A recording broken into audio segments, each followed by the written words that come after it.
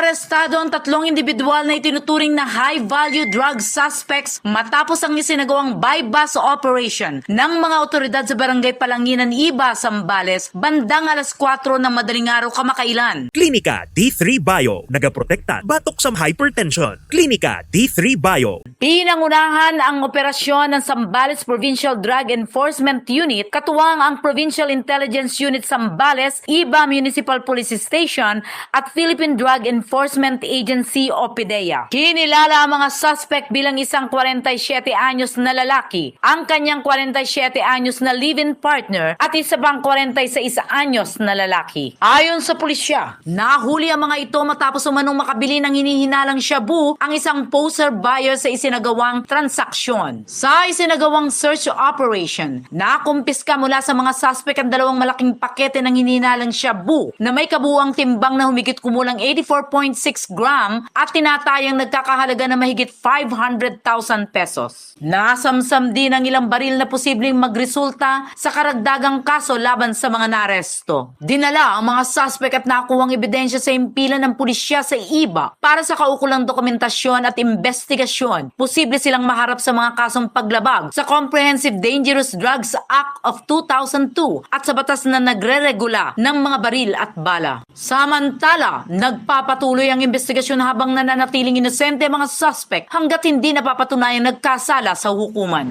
Balita mula sa Zambales Central Zone. Aileen Cueva Sanchez para sa Kampiyon na Impilan. Kampiyon sa balita, serbisyo publiko at kasiyahan sa buong Pilipinas. K5 News FM.